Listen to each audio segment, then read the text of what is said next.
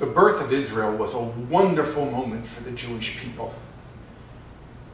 May 14th, 1948, David Ben-Gurion, his leadership, gathered in Tel Aviv, the first new city created entirely by Jews.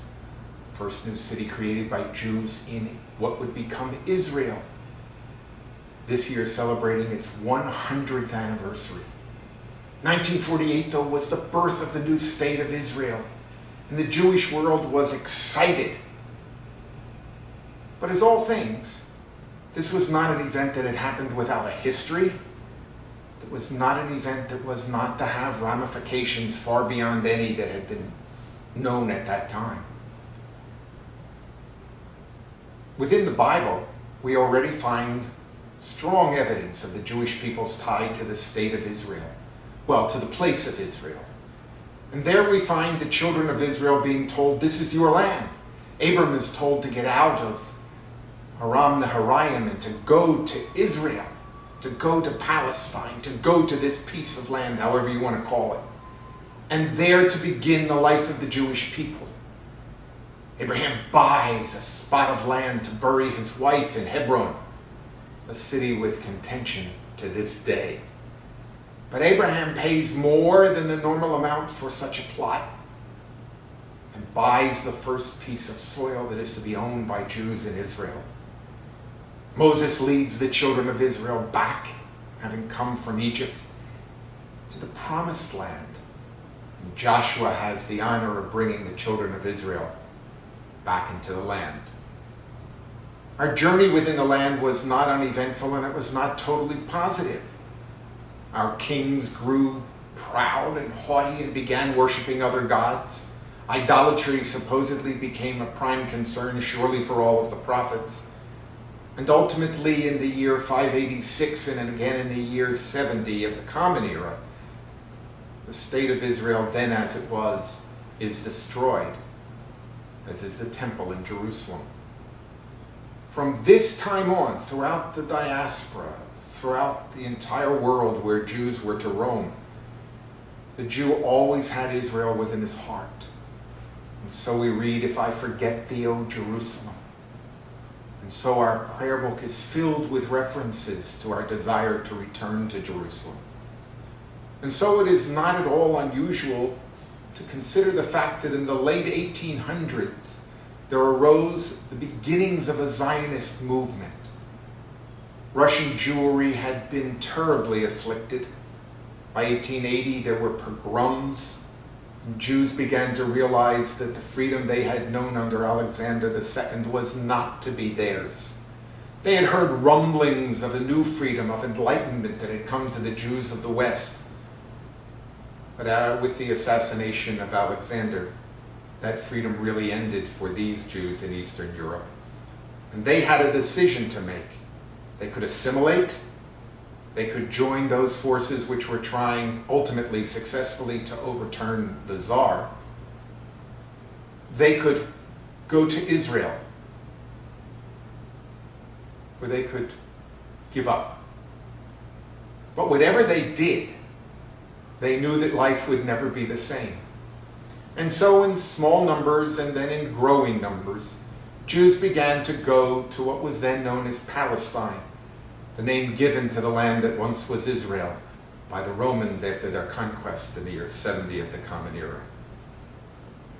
As Jews began to move to Israel, or to Palestine, Arabs also increased their numbers because now there were jobs. It is then interesting to note that it was a Jew of the West, Theodor Herzl by name, a newspaper man from Austria, who, following the Dreyfus trial and his false accusation and conviction, realized that the Jews, even in the West, with all of the freedoms they were beginning to know as individuals, would never truly be free. And thus Herzl began to get involved with this thing called Zionism. And he began in 1897 to hold the first Zionist Congress in Basel, Switzerland. He wrote at that time that there he had birthed the state of Israel, that within 50 years it would be a reality. And with all the travails and all the fighting that went on between Jews and Arabs and Jews and the British who held the mandate after the First World War in that territory, 50 years later, in 1947, partition was approved by the newly founded United Nations, and there was to be a Jewish state. May 14th, 1948, that state was declared. Morning at 12 midnight, between the 14th and 15th, the British mandate ended and the Arab nations attacked the newborn state. 600,000 Jews defending their state and their very lives. All, however, is not a fairy tale.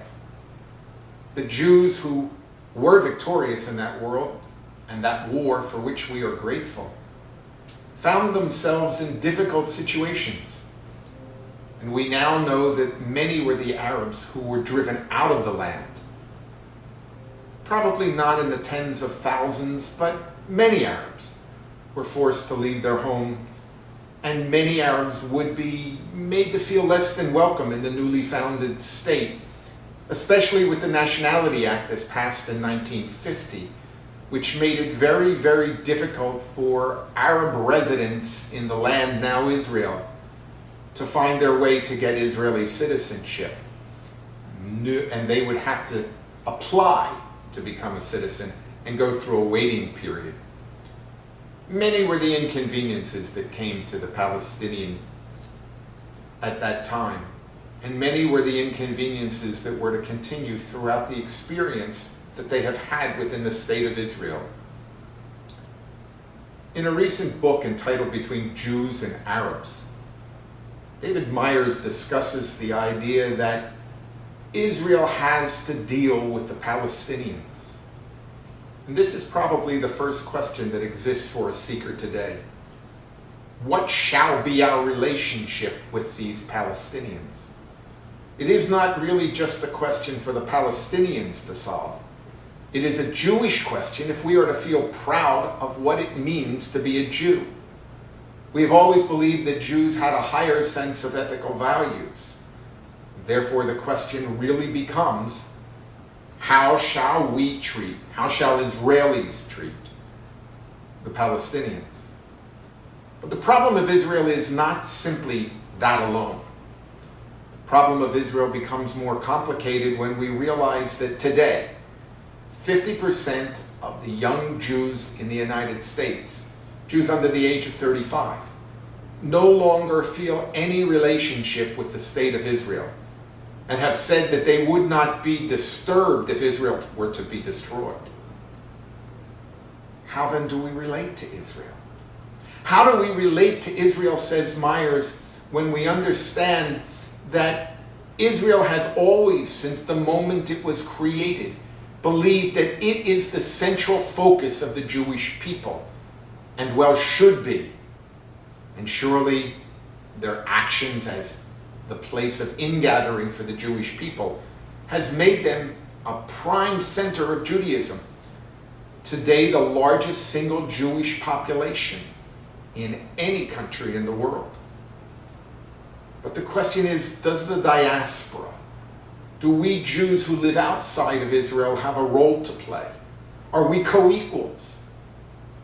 Can our culture, can our teachings, can our knowledge, can our learning not only be for us, but have a positive impact on Israelis?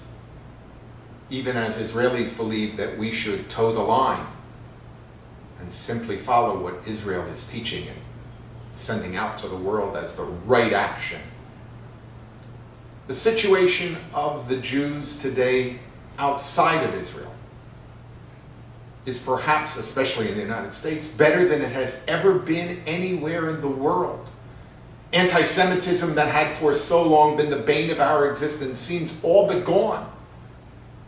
But now the frightful truth is that for non-Orthodox Jews, the problem really has to do with assimilation.